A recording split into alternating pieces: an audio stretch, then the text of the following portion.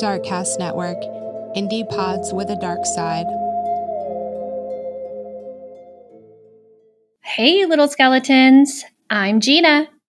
I'm Amber. And this is Weird True Crime.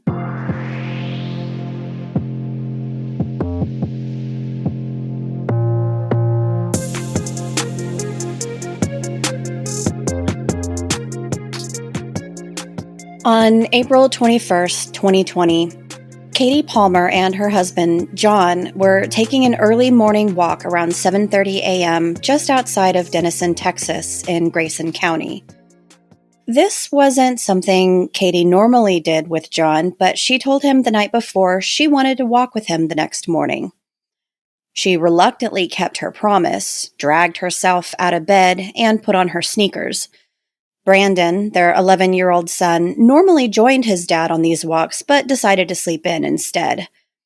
After walking about 15 minutes down Glenwood Drive, the couple turned around and began walking back home, on the left side of the road towards oncoming traffic, per pedestrian law. John remembers Katie looking back at him to say something, and then the feeling of flying through the air. They had been hit from behind by a large pickup truck driven by Corey Todd Foster. They were hit so hard that they flew out of their shoes. John received severe injuries and was taken to the local hospital by ambulance. Katie's injuries were critical, and she was airlifted to Medical City Plano, where she was pronounced dead at 12:55 a.m. on April 22nd of 2020.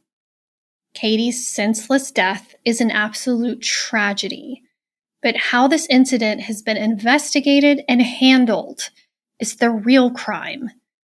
We had the pleasure of speaking with John Palmer and learning about who Katie was, what happened that day, and the mishandling of the investigation into her death. Let's hear more from John about what a wonderful person Katie was in his fight to get justice.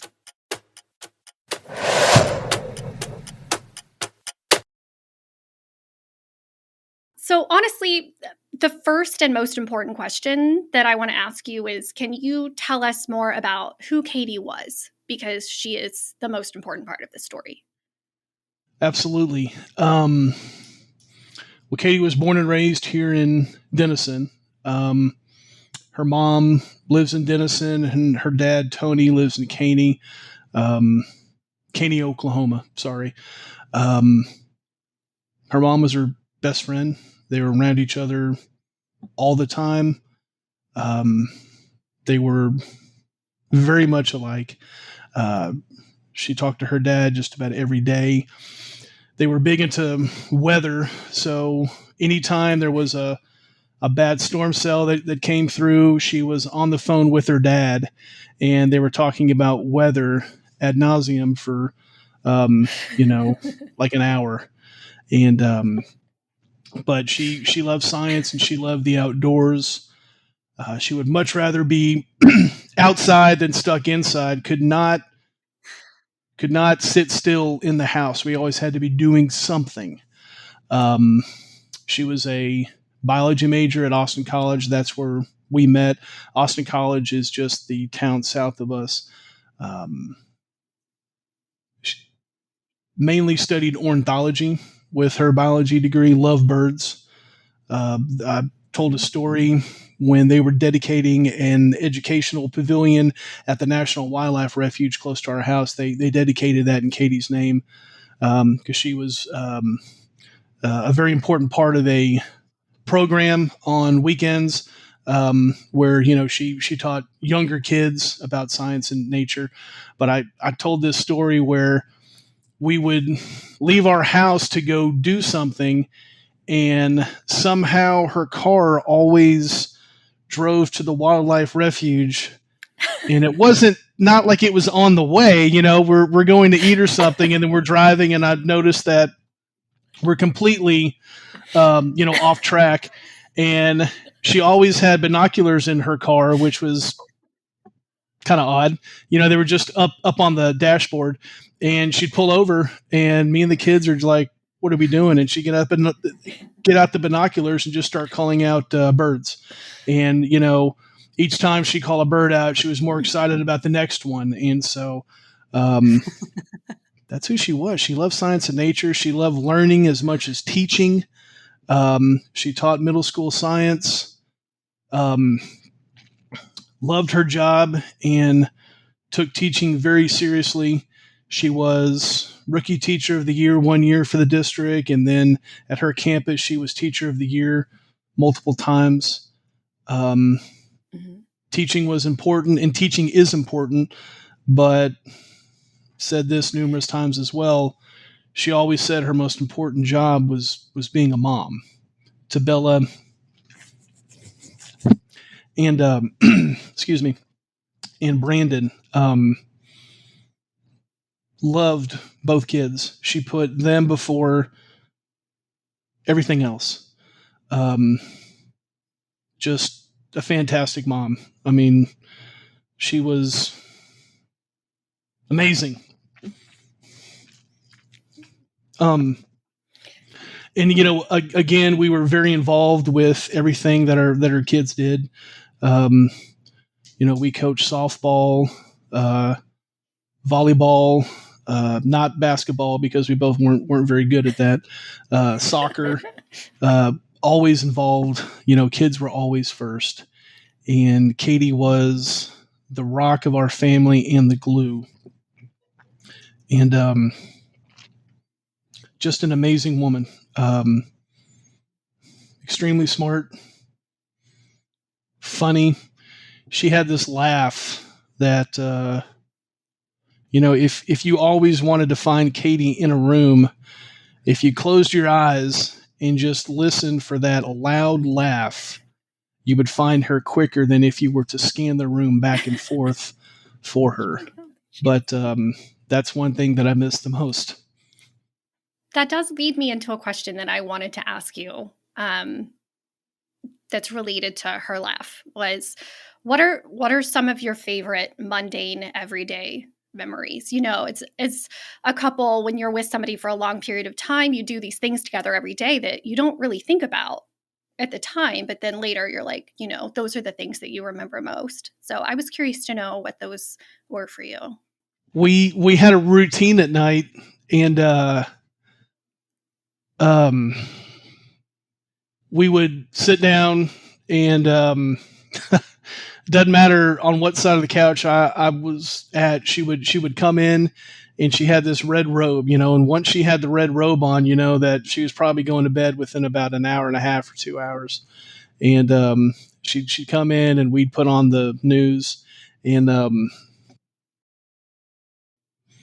that was a if it's too hard to no, answer, no. That was a it's a very, very good question. I think it's the first time that somebody's asked me that. So kind of caught me off guard. Sorry. But no, so we had this, and it wasn't like a routine, like we set out to do it, but it was just something that happened. Again, she would put on that red robe, and you knew once that red robe was on that, she was going to be in bed in the next hour or so. And I would always have the news on and come down, and she would always wear her shoes in the house because we have tile floors, and always rubbed her feet each night, and can still feel her feet. Yep, that's one of those special little memories that. Yeah, but very lucky, very lucky to have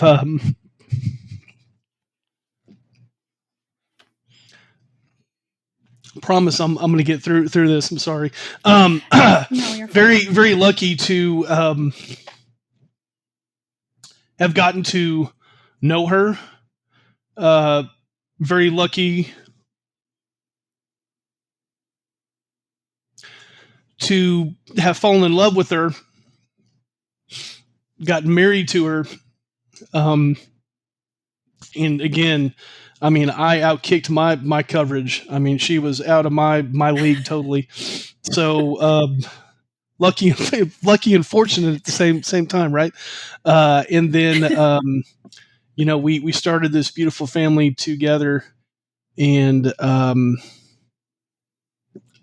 I know what we've gone through has been horrible and awful, but we still consider ourselves lucky. I mean, I got to meet my soulmate, and I got to marry my soulmate, and not a lot of people get to say that. We're married for almost 15 years, knew each other for almost 20, and there's a lot of people that are married for 50, 60 years, and maybe just aren't happy. And I was over the moon. So, just very, very lucky. Very, very lucky. Still consider myself a very lucky man. And she raised two beautiful and smart, intelligent kids. And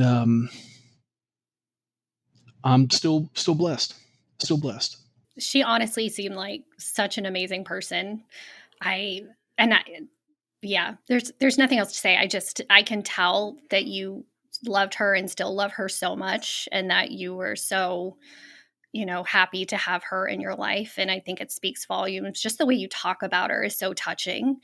And so I really appreciate that you continue to do it, because we can tell it's very hard for you. And so the fact that you continue to do that says a lot about your character and how much you did love her.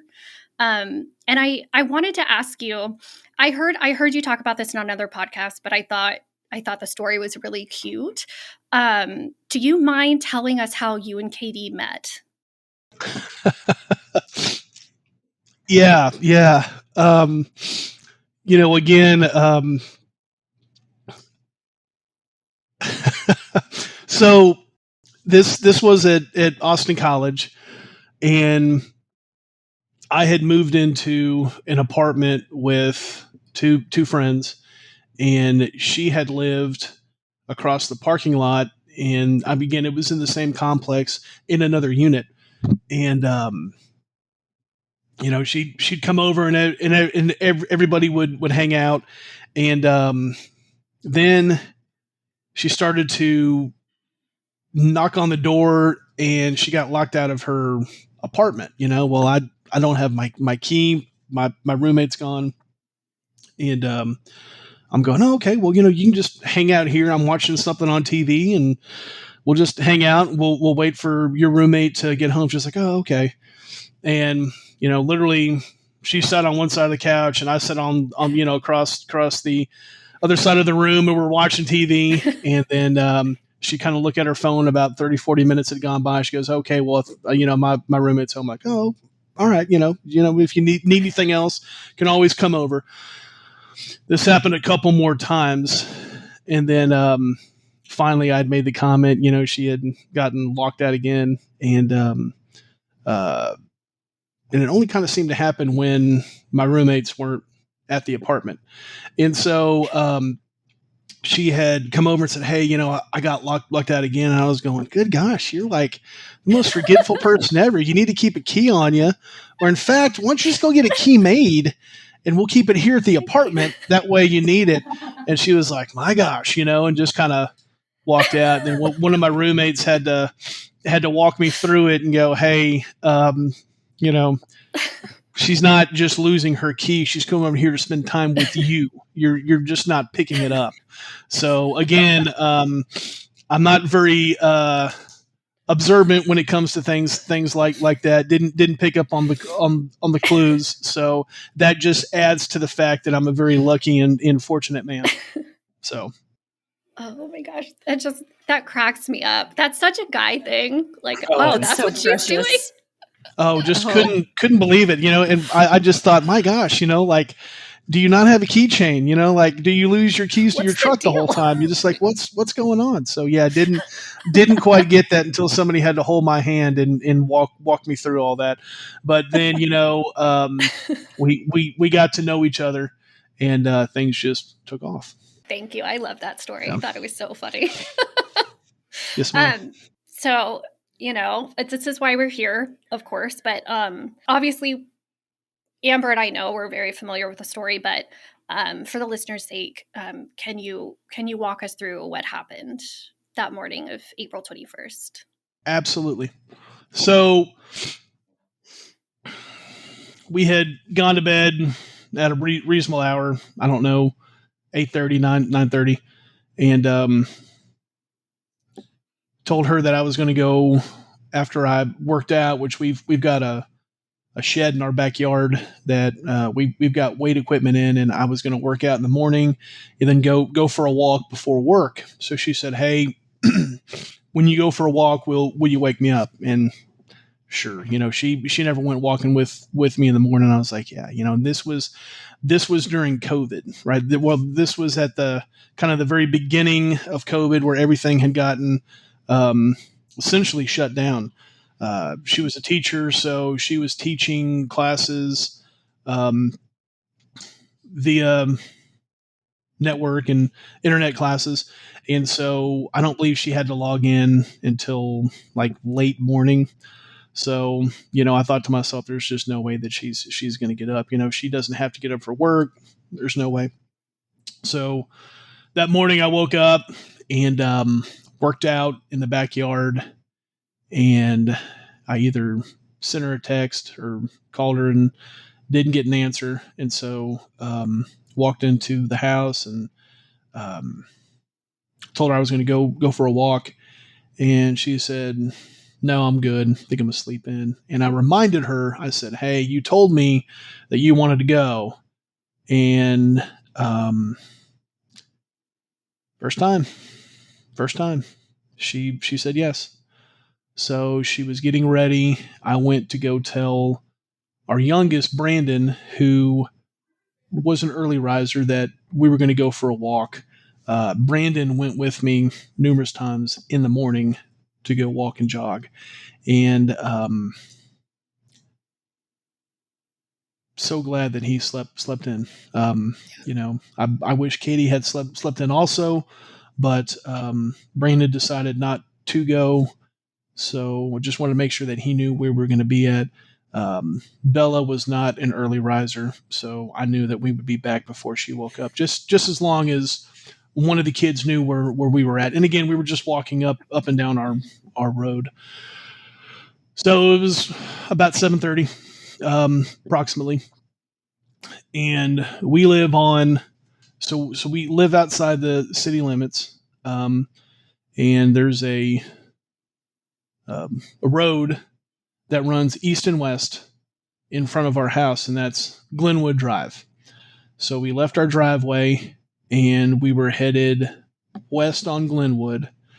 We were walking down, and we would normally, there's a old golf course by us that wasn't being used.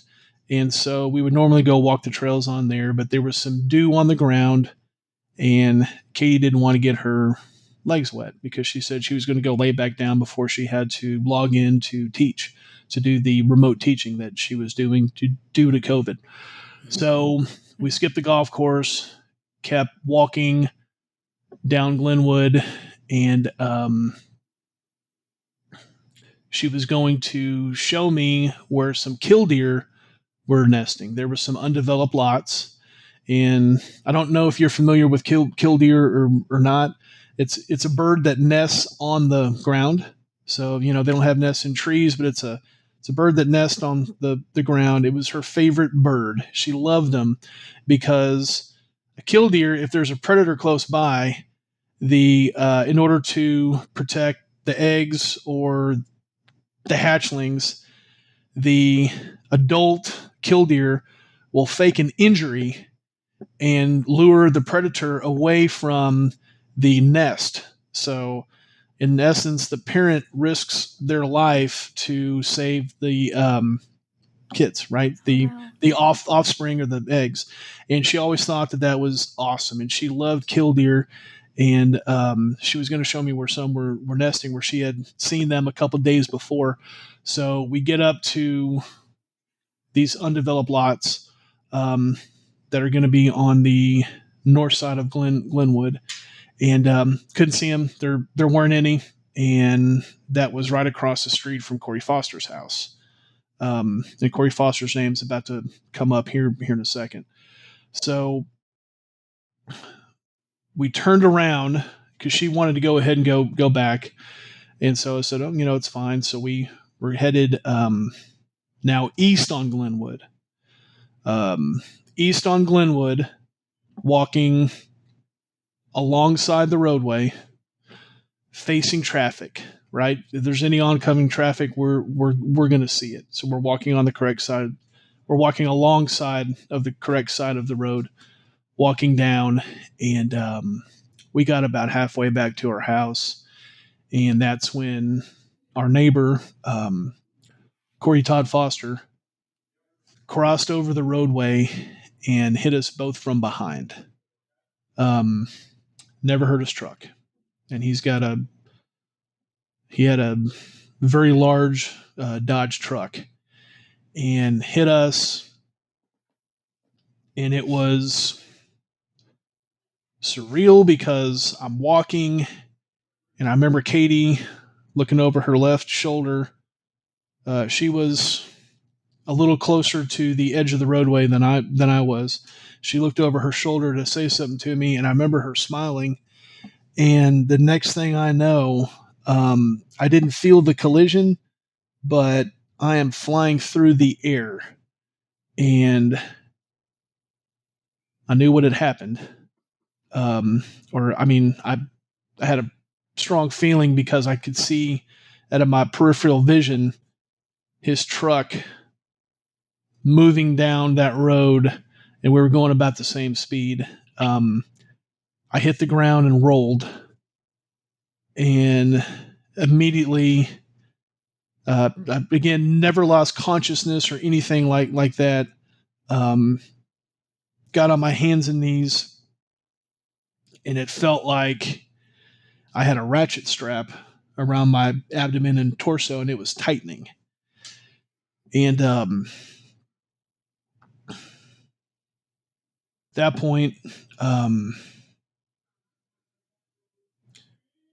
saw Katie, and Katie was propped up on her left side, on her elbow, and she was looking in my direction, but looking over me.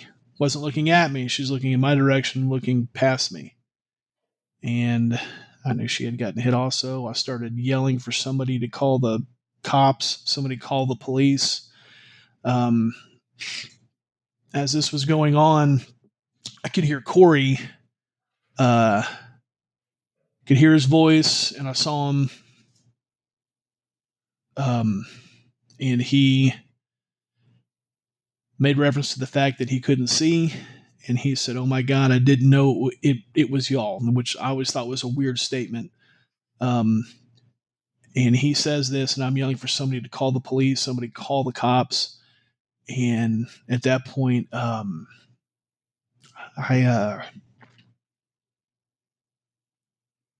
couldn't get up and walk over to my wife.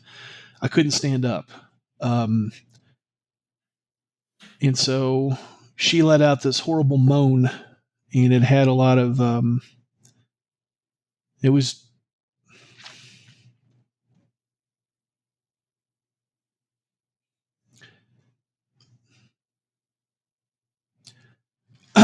something that I'll never get out of my head.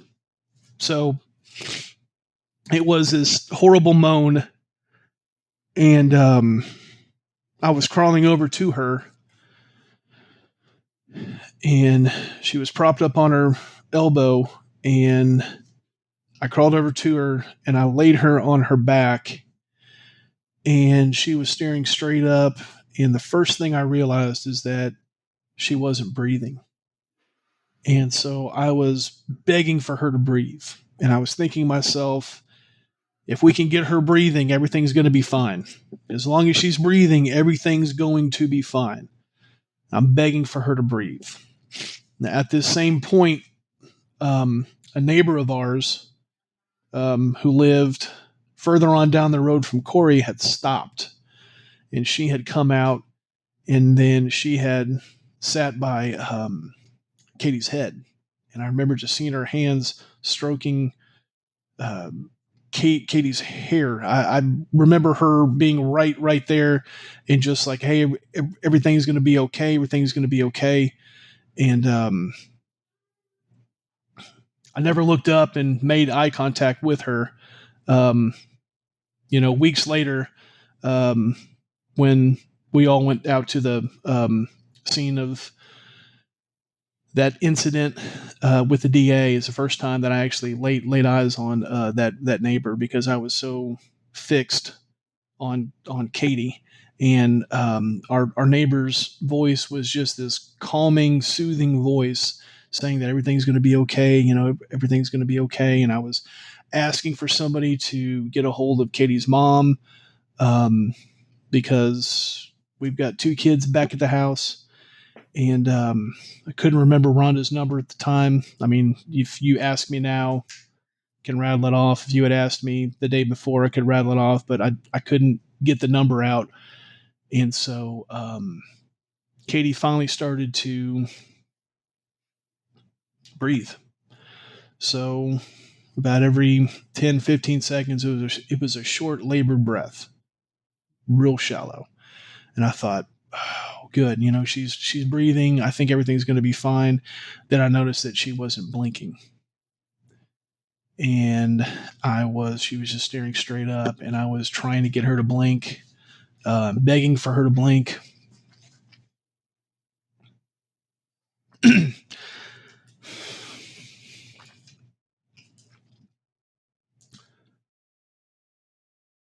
Telling her not to leave.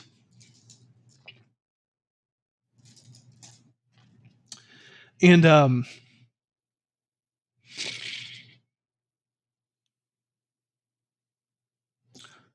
pretty soon after that, we heard sirens in the background. And I mean, I knew that they were coming for us, right?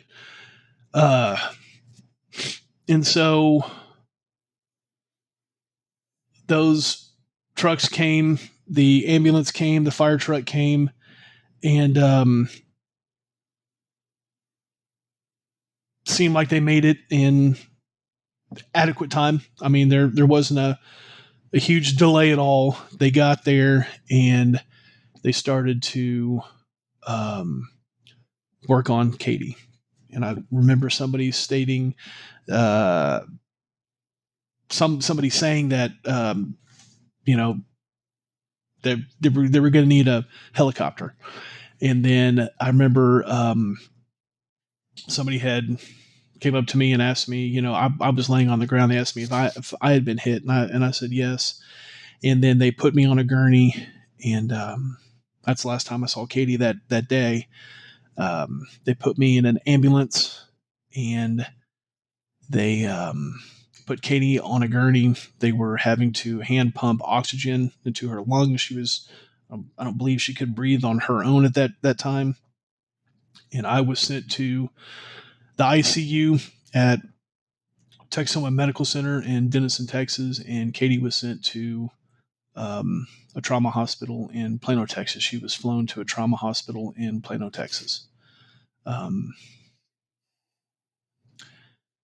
And that's what happened.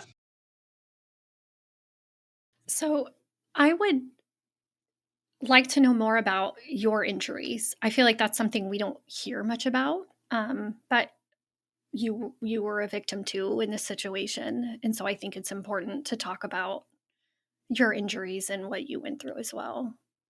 I had multiple broken ribs.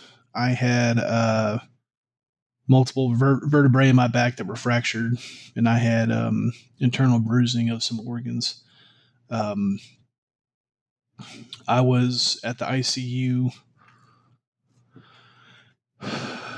again in Denison, Texas, and the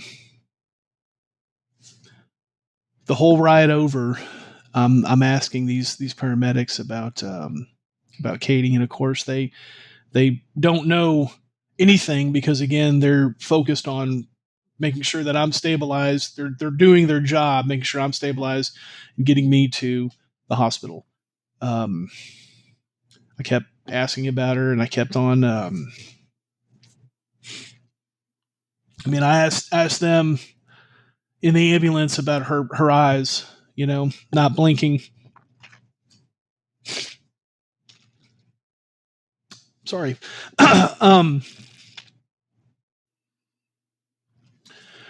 And again, they were just focused on doing their job, and they were great at it. Great. I got to triage, asked them the same thing about the eyes. Again, they were just focused on making sure that I was stabilized, and then getting me to a room.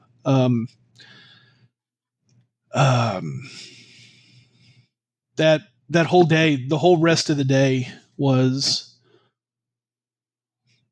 a roller coaster of events, of emotions, of feelings, of anything and everything. I got there, and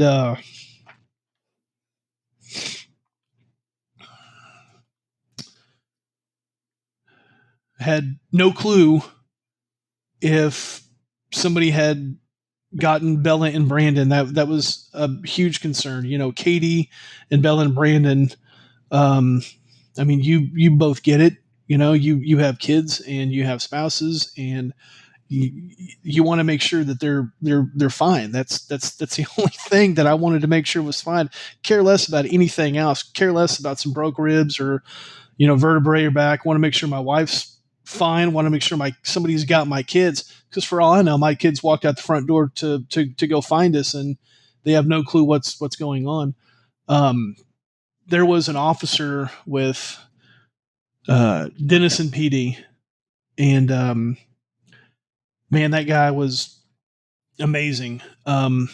He was very accommodating, and made sure that he would get word out to make sure that our kids got taken care of, and also told me that any family that comes up, even though there was COVID restrictions, that he would make sure to escort them up to my room. Just fantastic. Even the SRO officer, the service resource officer at Katie's school, he wasn't at the school, obviously, because the school was closed down. So he was performing his police duties in a different function. He actually broke off of what he was doing to come to our house to make sure that our kids are fine. That's an amazing indication of how Katie touched people's lives and the impact that she made, that he didn't hesitate to do that. And which we'll get into this soon enough, but for all of the missteps and misdeeds and inactions that DPS did that day, the Denison Police Department was the stark opposite. Just amazing, those were those two gentlemen, the epitome of what law enforcement should be, and always grateful Absolutely. to those two men. So was in the hospital room, and one of my sister-in-laws came up, and very, very, very emotional. We didn't know what was going on. She came from Oklahoma and was here, and was there real quick. And we were talking, just trying to figure out what's going on. I got word that the kids are fine. They were with their grandma, and still had no word about Katie. I just knew that she was in Plano, and so I got a call from a family member. Called me, and again, there was just a lot of misinformation going on, just because you've got one person in Denison, one person's in Plano, everybody's talking, a lot of information's getting passed back and forth. Yeah, it's like telephone. Oh, sure. Yeah, because one person tells one person, and then it gets turned around. So I got a call from a family member saying that they did a scan and she's fine. And I thought, oh man, thank God, like weight, just again, we're talking about the roller coaster this day. Weight got lifted off, and I was just so happy, just that's great news. Her brain's going to be fine. We're good. I'm thinking maybe she just got knocked out.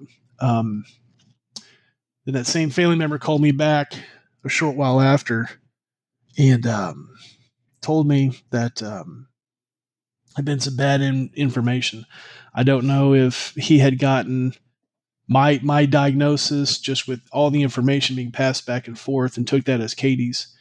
And it's a very strong man that called, and he told me that she wasn't going to make it.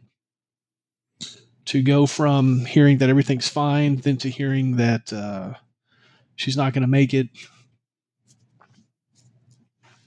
that's that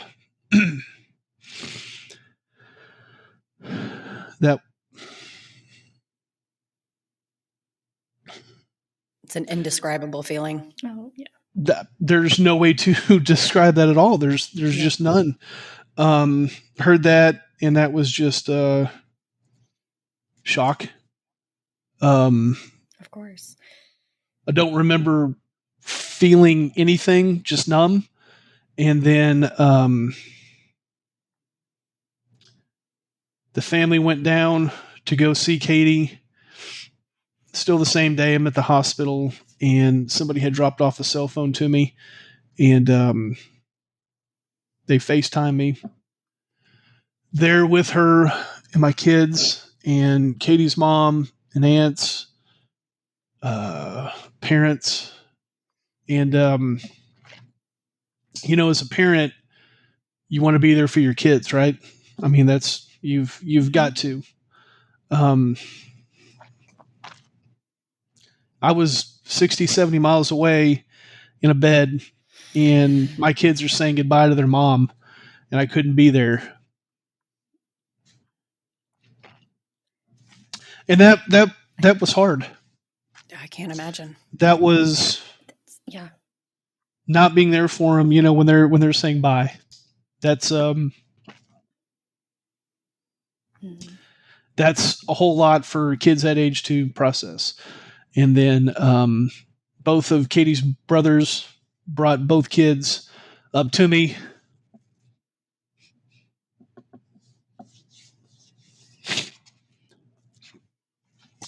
And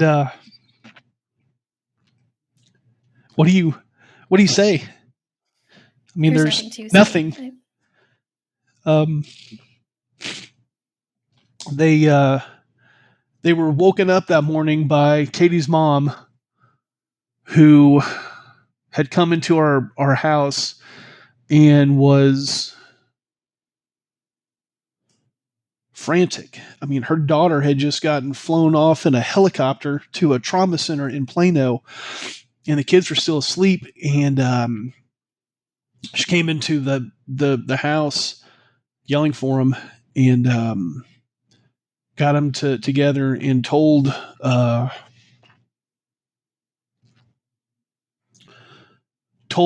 both that Katie and I had just gotten hit by a truck, and that they needed to go because they were, I'm assuming at this point, they were going down to go see Katie, but they needed to go. And Katie's mom said that my daughter immediately just started yelling for Katie.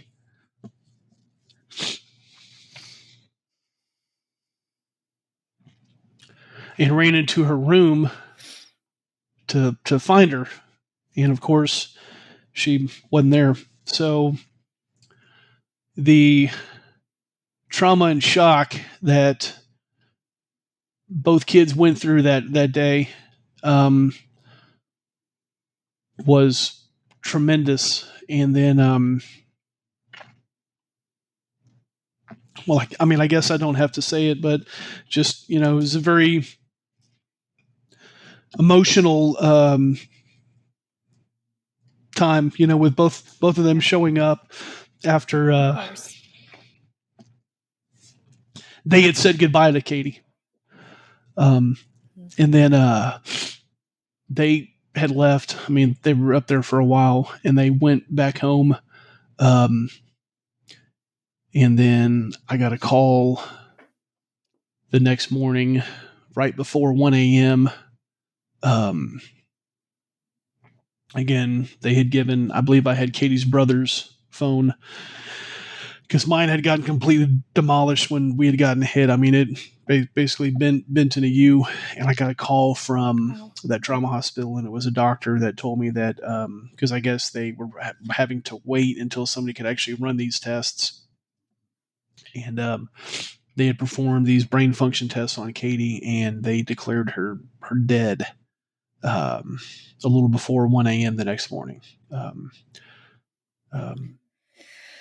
And that was something that, again, with that call also, that was a very hollow feeling. Unless you can see it, right? It doesn't exist, right? So the whole time I'm going, no, that's, this can't be right. This can't be right. Think we all have this fallacy of, you walking into a room, you saying something, you touching somebody's hand, and they wake up, right? That's what we have embedded in us. Maybe that's a Hollywoodistic type of response that we have, but I didn't see it, I didn't believe it, and I went down there the next day and said goodbye to her, and saw it. And man, still beautiful, after everything she went through. I mean, beautiful. But her soul had left her body sometime before that. So I mean, I don't think it's a fallacy. I think that's just nobody can imagine something like that actually happening. That's something you hear about. It's something that happens to other people. It's not something that happens to you. And so when it does, you're like, there's no way that's true. This isn't feasible. This isn't my life right now. This isn't something I'm going through. This is, and I think when it comes to an event like that, regardless if you're a glass half full or glass half empty type person, everybody's optimistic, right? Nobody wants to accept that the worst could have happened, and you are right, but I just thought that there's no way, where I'm gonna get a call, and some machine has misread something, or she's fine, her hand's moving, she's blinking, and of course, no, when I saw her, she was she was gone. And then that started started a whole new chapter for us. When you lose your rock and your glue, that's an adjustment. It's been an adjustment for all of us, and it's not something that we're ever going to get over. We've all still got a huge hole in our heart, but it's something that we're fighting like hell to get through. Sometimes it's day by day. The very beginning, it was, seemed like minute by minute. I wasn't worried about what I was going to do the next day. I was focused on what I'm doing in the next 15 minutes. But, I know that I wouldn't have made it without family and friends. Absolutely. No way. And you don't realize how resilient and how strong your kids are until you go through something like this. I mean, I'm so grateful to have these two kids. So, Katie did a great job of raising them right, and it's just my job not to screw it up. So, she was a fantastic mom, and just did such a fantastic job with these two kids. So there were a couple things that I want to ask you about. The first, Katie was an organ donor, so she was helpful and loved helping others in life, and she got to do that in death as well. So could you tell us a little bit more about that? Sure. So while she was at that trauma hospital, and I believe it was that day, if not, yeah, I believe it was that day. They knew that she wasn't going to make it. The Southwest Transplant Alliance got a hold of Katie's mom, and then of course they said, in the event that she doesn't make it, which they knew that she was not going to,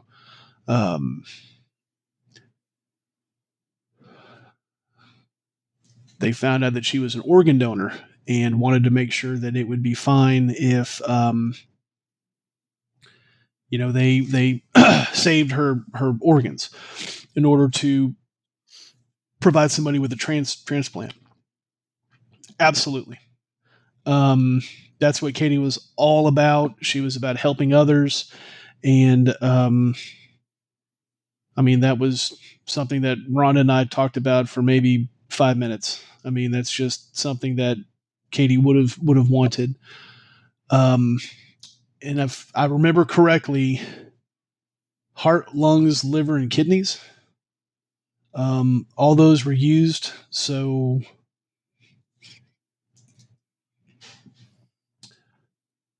her worst day, right? Her worst day was probably somebody's best day. Her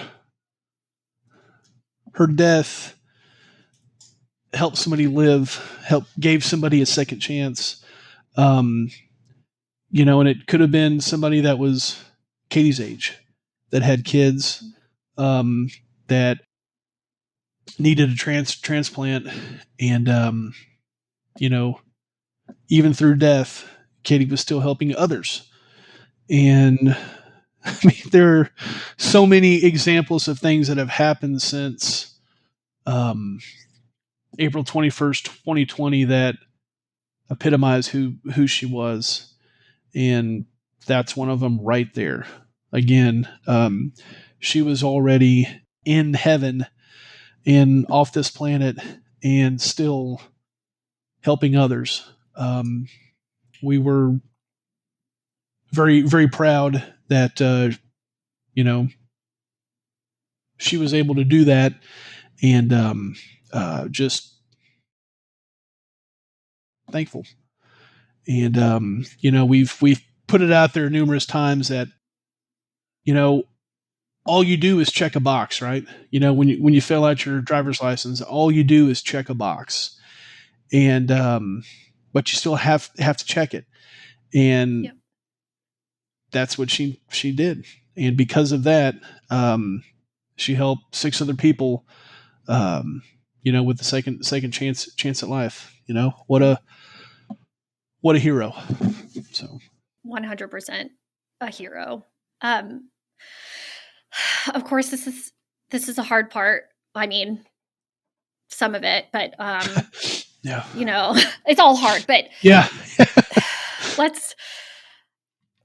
we have to talk. We have to talk about it. It's why we're here. Absolutely. Let's talk about who Corey Foster is. What what happened that day, the true story behind what he was doing that day that led up to this, and kind of the fallout that has happened since then, because, you know, that's what we're trying to bring light to and help fix. So Okay. So, and this is all on body camera footage, and this is all on the DPS report. And there's some information that we've had to find for ourselves because, well, just to be frank with you and honest, we have a horrible district attorney who can't seem to do his job, which there's a primary election that's going to come up here in about 7 months. We've been campaigning against Brett Smith for quite some time now. Mm-hmm. So, and this is all information that comes from, again, third-party accident reconstruction, and other documentation that we've made public. So Corey Foster left his house, left his driveway, and turned east on Glenwood Drive, and admitted to DPS, which is the Department of Public Safety. Those are state troopers, or in some states you might refer to them as state police, that he couldn't see when he left his driveway. Now, there wasn't a heavy fog as what he said. I mean, I think everybody's seen the body camera footage. I mean, a helicopter landed. If there was some dense, heavy fog, a helicopter's not going to take off. A helicopter's not going to land. And what he's describing as heavy fog is his windshield. I'm assuming there was condensation on his windshield, right? Which is his responsibility. You know, he could not see, drove blindly down Glenwood Drive. Okay. I've driven that. I had somebody drive a truck and I sat in the passenger seat and I went 33 miles an hour. The speed limit's 30. I went 33 miles an hour and it was approximately 38 seconds. Okay. So he drove blind for 38 seconds. Okay. And we now know also, that he was using his cell phone at the same time. He was dialing a number. So he was, not only could he not see due to the windshield being fogged over, right? Which I don't think a normal person in your normal routine of life, I don't think you would drive for close to a minute, right, without being able to see. No. I've pulled out of my driveway. You know, I've backed up out of my driveway and started to drive. And the minute I can't see, I stop. Why? Because I don't know what I'm going towards or what's coming towards me. And it's just common sense. But that was lacking on the 21st of April, 2020.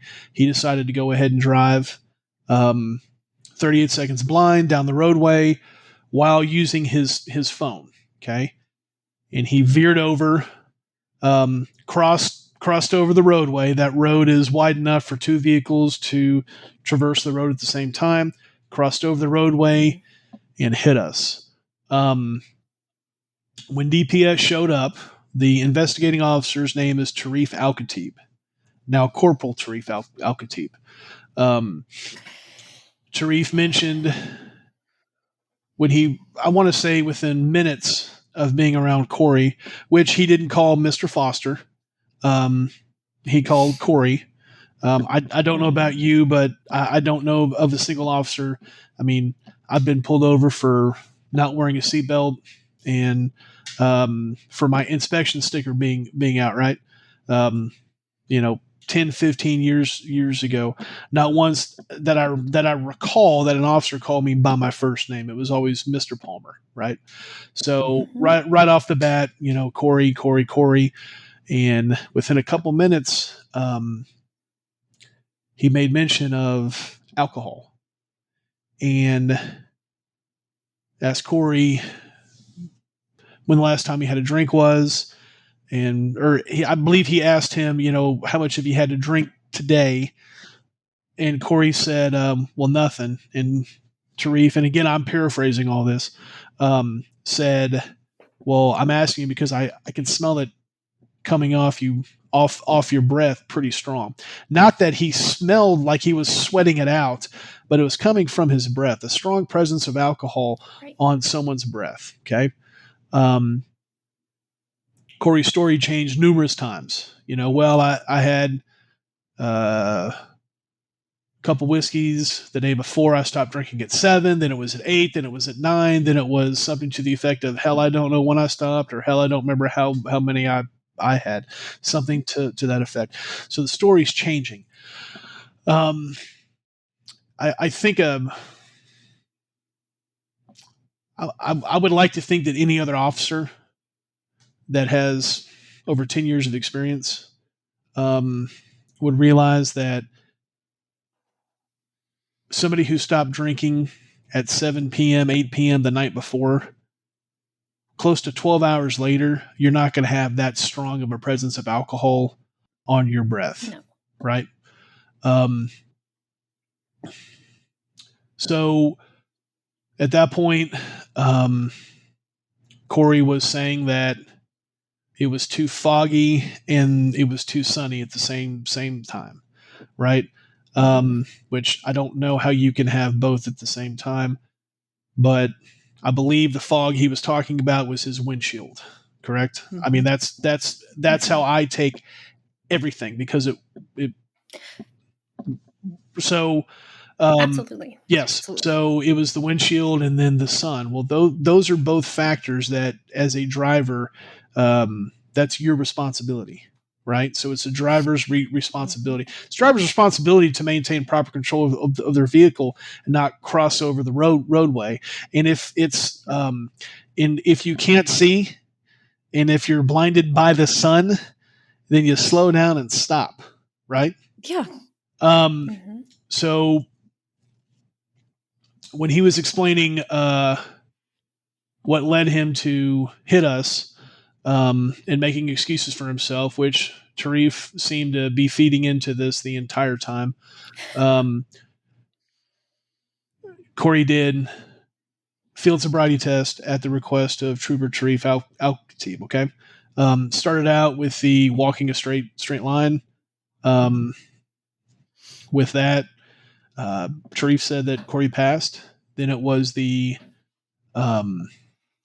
horizontal gaze test, which you all know what that is. An officer holds their finger out, and then you track side to side.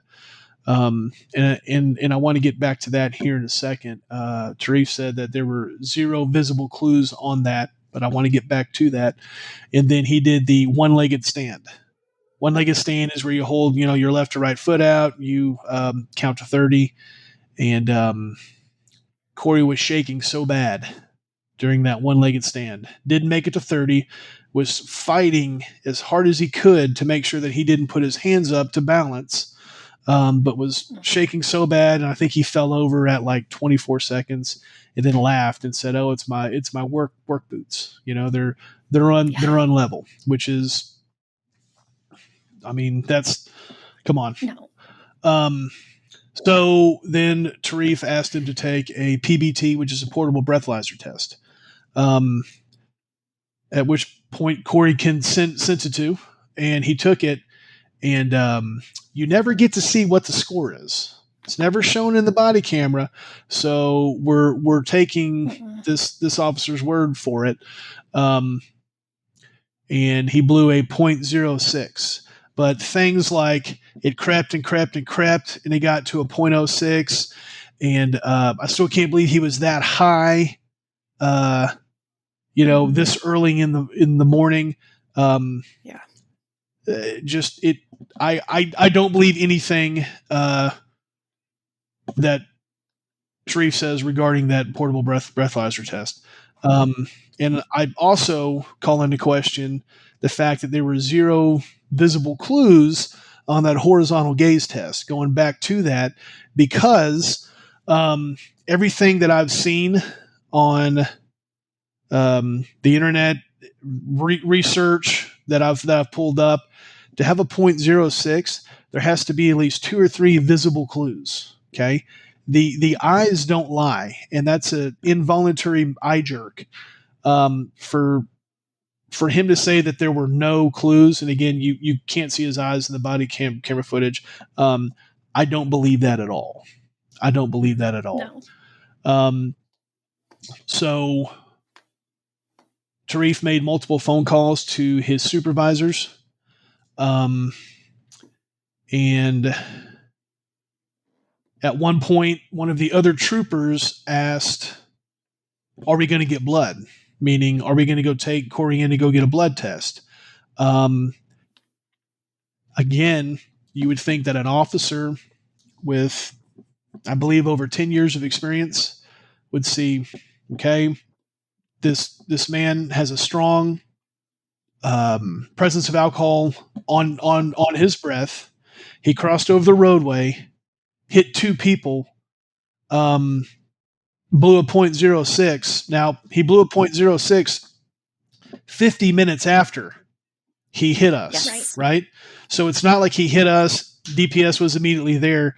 DPS took 30 minutes to arrive on scene from when we were hit, and then it was roughly 20 minutes after arriving on scene that he was given a portable breathalyzer, Mm-hmm. and that's a 0.06 is what he blew.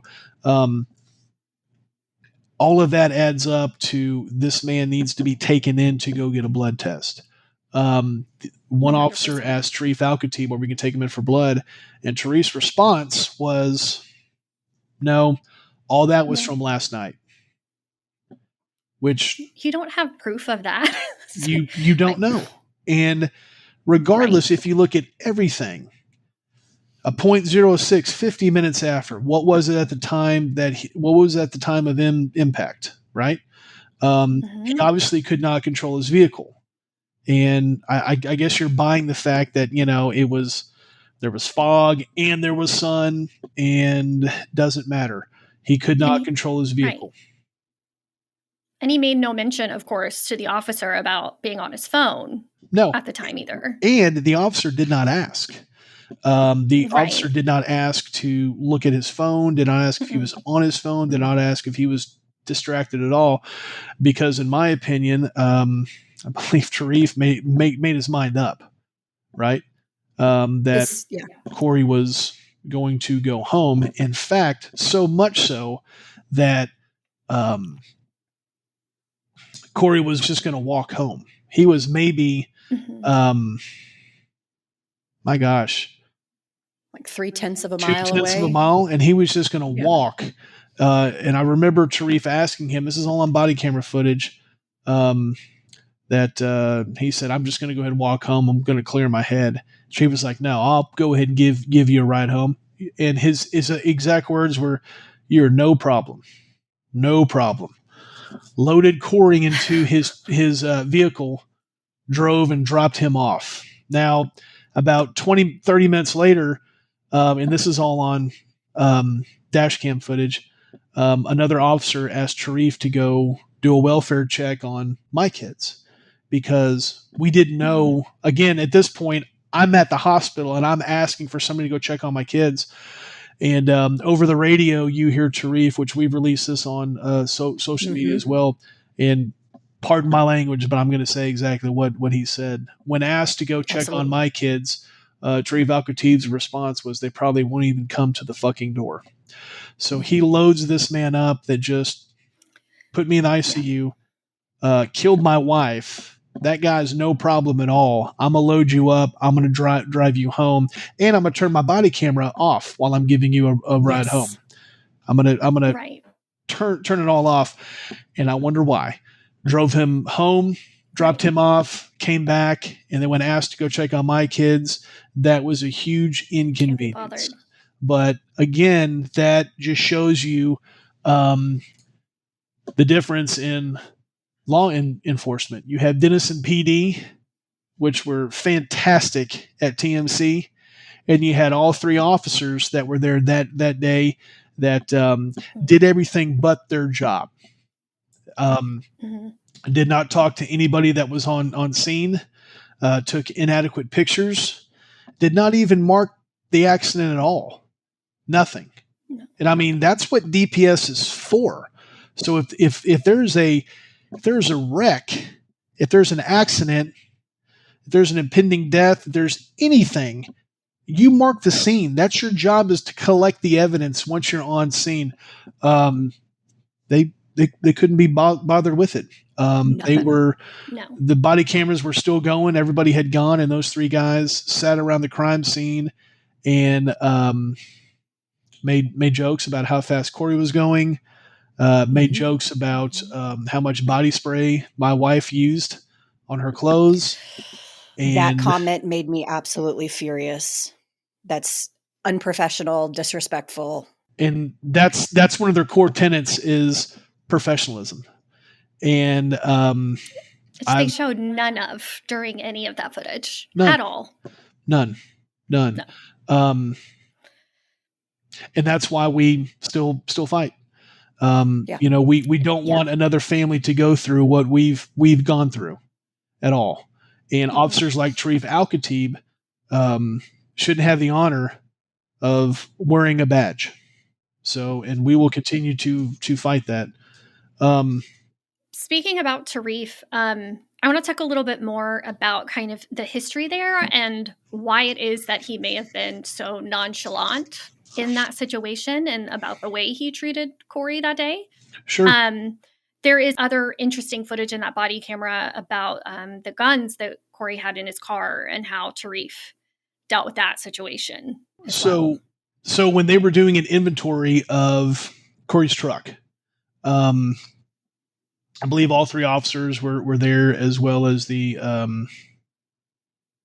I don't believe that the wrecker had gotten there yet, but that doesn't matter. So it was Corey and all three officers, and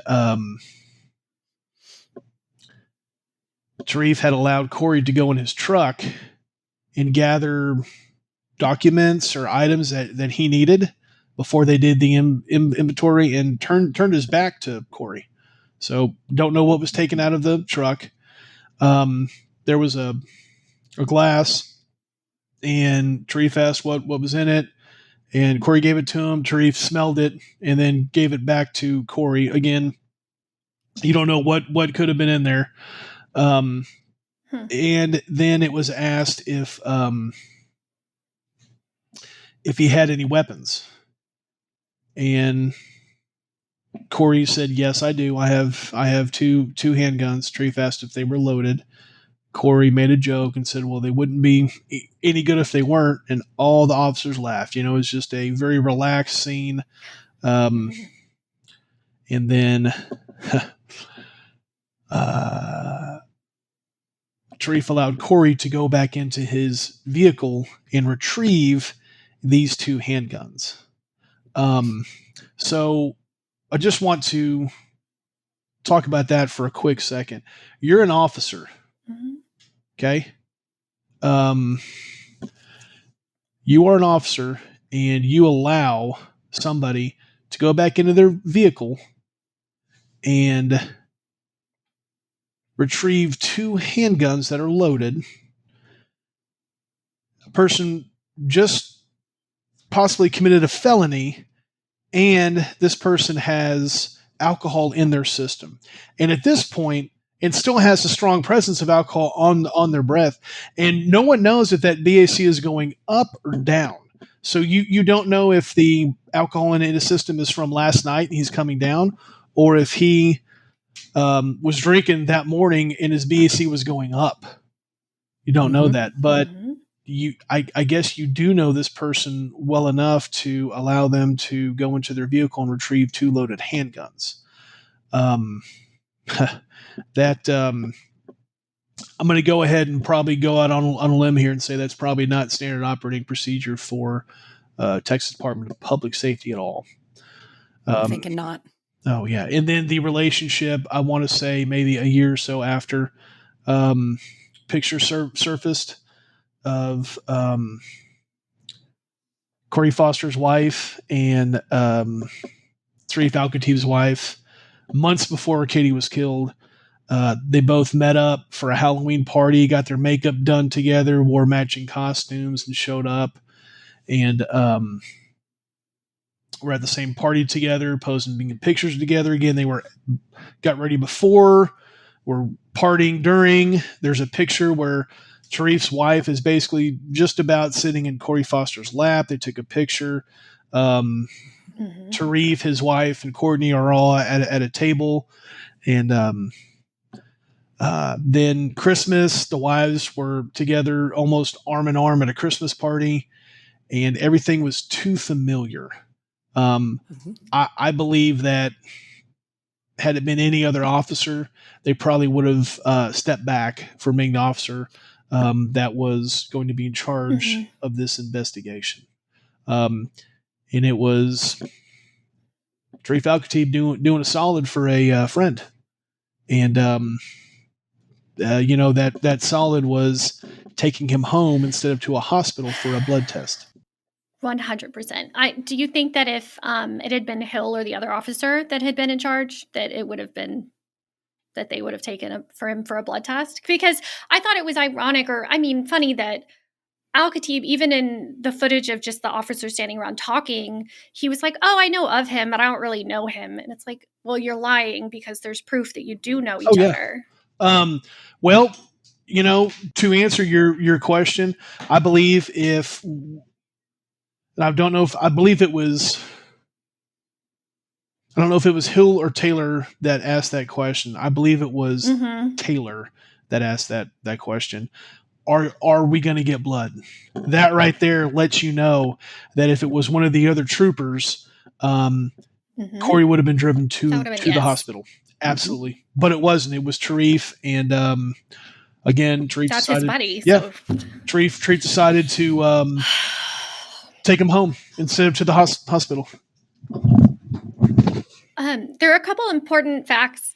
I just want to point out that in the research I did, it shows that your blood alcohol level goes down about 0.015% per hour. So just saying that alone, and the fact that there was about an hour between the time that Corey blew and when the accident occurred, shows that his blood alcohol level definitely could have been closer to 0.08 given that time difference. And looking up the effects of a 0.06 blood alcohol level, judgment, perception, information processing are becoming impaired, less able to make good judgments, more likely to misperceive situations and take unwise risks. Driving abilities are definitely impaired because driving requires constant and complex judgment, perception, and information processing. So and that's at a 0.06. Well, and again, that PBT only goes to 2 decimal places, so it's a 0.06. It could have been a 0.068.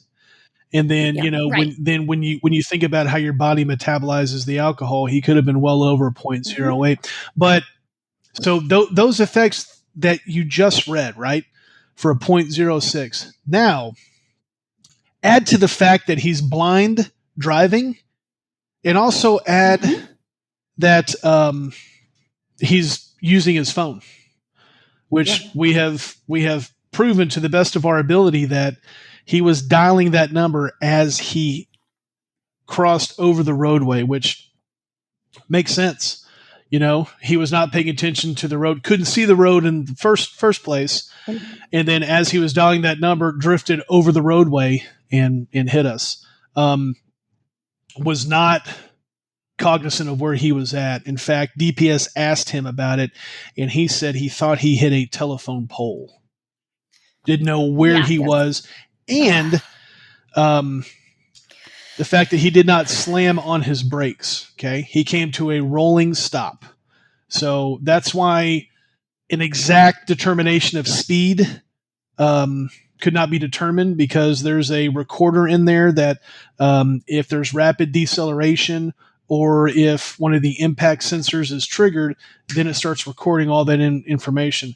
That information was never triggered. Katie, even though there was a huge dent in the hood from where I think they call it a slapback, where she was hit and her head went back and hit the hood. That wasn't enough to trigger any of the impact sensors, and there was no rapid deceleration. I believe a person that's not cognitively impaired, if they were to have hit something, you hit something, your immediate response is to mash on that brake, Slam not on come the to a brake. rolling stop. No. But I believe that we were dealing with somebody that wasn't in a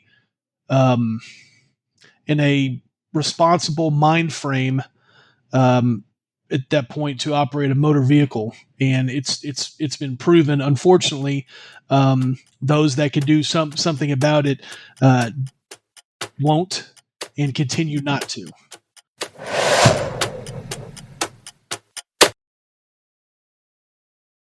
Sorry to leave you on a cliffhanger, but tune in next week to hear the rest of John's story and learn how you can advocate for the Palmers and other families in similar situations. Subscribe on your podcast app to get notified when part 2 drops. Until next time, stay safe. And make good choices. Bye. Bye-bye.